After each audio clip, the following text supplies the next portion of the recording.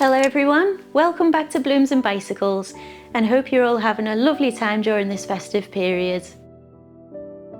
With Christmas Day now past, our attention shifts forward to the New Year's celebrations and all that these traditions have come to represent. During the less hectic part of this holiday period, opportunities for moments of quiet contemplation now arise. Offering a chance to recalibrate, we now look back and reflect on the year just gone, which has now become, quite literally, Auld Lang Syne. Expressing the essence of these famed Scottish hogmanay parties, this 18th century poem now reverberates around the world to the sounds of bagpipes as the clocks consecutively strike midnight. This is a point in time that now feels just as full of promise for the future as it does of wisdom from our pasts. And just like the checks of the iconic Scottish tartans, we now think about the rich tapestries of our own lives, which for all the surprises and eclectic experiences, inevitably become more colourful and intricate the further into our own journeys we go. Woven into the social fabric of these iconic traditional checks, centuries of British history are wrapped up in stories of Borderland families, Highland watchtowers and fortified castles with that mystical Gaelic culture that these tartans have now come to stand for. Taking inspiration from this beautiful country that we have to thank for our New Year's Eve celebrations, a wide array of multicoloured winter floristry is brought together through lots of velvet texture flowers in crimsons and creams. Then accompanied by the sapphire-blue winter berries, cross-sections of blooms in deep magentas, bright greens with splashes of yellow run throughout each design. So why not replace the festive cheer of the Christmas tree with a tartan-esque flower bouquet from what we bring to you today, the Tartan Tidings flower collection. In today's video we'll be sharing with you how to construct the large letterbox flowers from the Tartan Tidings flower collection. Our water vessel is already prepared, however if you would like to understand how to make your flowers last as long as possible, you can find the link to our flower care video in the description box below. So to start with, we'll take the strongest and heaviest of stems as we always do, and in this collection today they are the Conifer, which is this gorgeous variety and has leaves which are shaped almost like a coral, similar to what then comes along in the Celosia flowers, which you'll see shortly. And then we'll also take our Thistle, and we'll also take our Viburnum Blackberries. So to begin with, we'll position our Viburnum Blackberry, with this being the heaviest one. So we'll take it and position it at the back of the vase first, just to see how the height fares in comparison to the size of the water vessel. And we'll position this off to the right. And now to take our Thistle, and we'll position those off to the other side. Again, to start creating some natural symmetry and a regular balance that starts to build out that natural fan shape. And now to take the Conifer. So this will either come to you in shorter pieces such as these, or in a longer stem, and this just totally depends on how the flower grower has decided to trim it away. However, you will receive an equal amount all the same. So we'll just hook these over the top of the water vessel's opening. Maybe thread one in there. And we'll use these to create the same amount of mass on the left as the Viburnum Blackberry is created on the right. And now to take our velvet textured flowers, which are the 3 stems of Pussy Willow and these gorgeous red Celosias. So taking away the leaves, which are not of any benefit to the display and which would fall under the water line. We'll then position one Celosia off to the left, trimmed much shorter and towards the front. And then we'll position one off to the back and on the right, being much taller. And because this viburnum is so full, we'll make sure that the Celosia is woven in between some of its branches so that it doesn't get dominated too much and can be seen. And now to take the Pussy Willow, which can be added as a cluster of 3 stems all together. And if you wish to do this, if you just make sure one fan's off to the left and one to the right, while one piece remains upright, maybe just position them at different heights, again, because it's all about points of interest, and add them in, as you can see.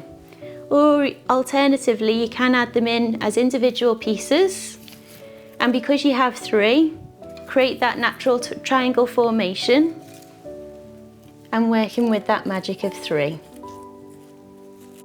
And then to fill any negative voids which are potentially in the middle area so far, we'll add our stem of Robusta, which actually offers a different tone of green, just for further dimension. And now to take our splashes of yellow to create something of a grid-like formation, like the check of a Royal Stewart blanket. And we'll actually position this so it's, relatively speaking, much lower down than some of these other flowers. We don't want this Solidago to dominate too much again, like sort of the Celosia or the Thistle, because it is again so voluminous, like the Viburnum Blackberry. But as one cluster together in the centre, you can keep all of the offshoots quite tightly packed together, or if you like, you can spread them out in a star-like formation and then introduce other stems in between. And next we introduce the remaining red stems, which are these gorgeous red Ranunculus, which contrast perfectly against the ultraviolet tones of the Thistle, as well as these red Rosebuds. So given we already have 2 red points from the Celosia, we'll then introduce our Ranunculus around these pieces, still in a triangle formation, but bearing in mind that eventually we'll end up with 6 points once the red Rosebud is added to. And like we always say, stems don't have to go all the way to the bottom of the vase. You can make use of the grid and just make sure the vase is topped up with water enough each day in order to ensure every stem gets a good drink. And now the good thing about these red Rosebuds, with them being dried, you don't have to be concerned about them getting in the water at all. You can just thread these in where you think is appropriate and leave them to rest in the air once they're woven in between some of the other stems. And I think that would just contrast perfectly against this deep navy blue pearlescent colour on this berry here. And we've trimmed this down quite significantly now in order to position it at almost a horizontal angle, so that it contrasts perfectly against the deep navy blue pearlescent berry that it sits in front of. And now to take our purple pieces, which in this display are this deep purple anemone and these beautiful eustomas, which are similar in purple tones because of the violet colour which runs from the centre of the petal on the underneath of the flower cup, making them just as beautiful on the outside as they are on the inside.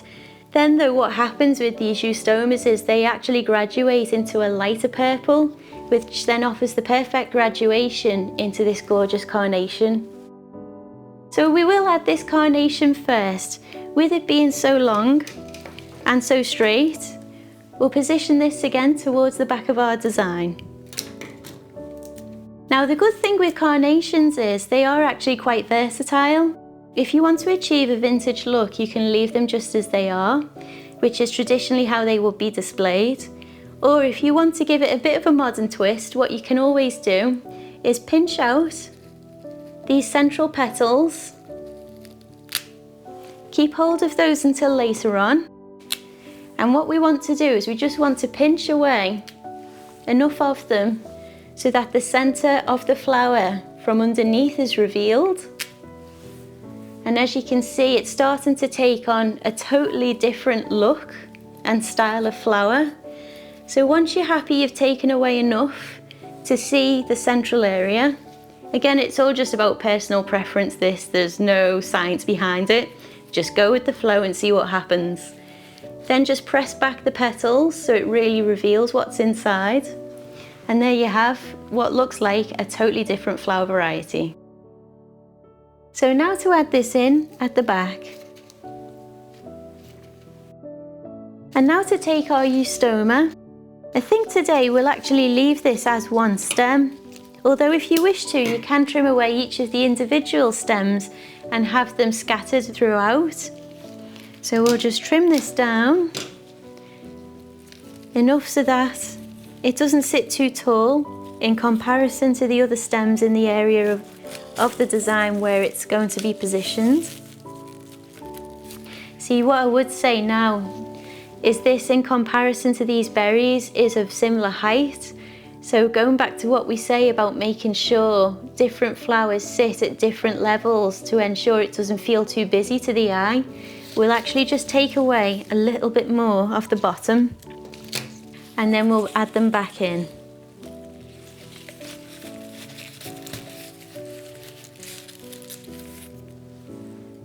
And what's quite nice about this now is how the tones of the Eustoma graduate quite nicely into the darker colours of the berries which sit behind.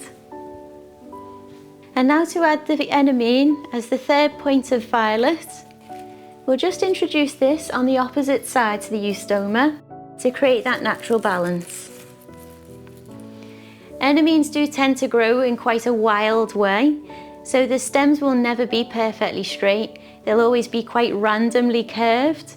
It actually makes for quite a characterful flower and is something probably to make use of when you display the flower, because it becomes just as much about the quirk of the stem as much as the beauty of the flower head. And now to take our splash of green. So woven in between the Viburnum Blackberry, we'll just position this splash of green somewhere in between. Again, so it's fully visible, but also offering some contrast to those lovely dark navy blue berries. And now to take this really pretty variety of white rose, just as the final accent of white, as you would get in the Royal Stewart Tartan check.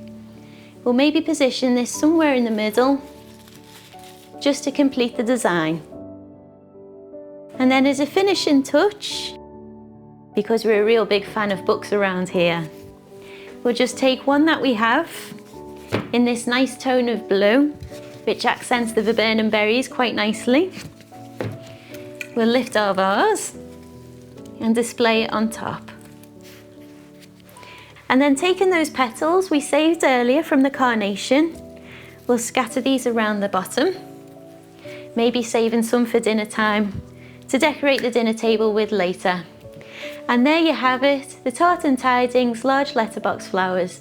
I hope you enjoy, have a lovely new year, and we can't wait to see you back in February for Valentine's Day.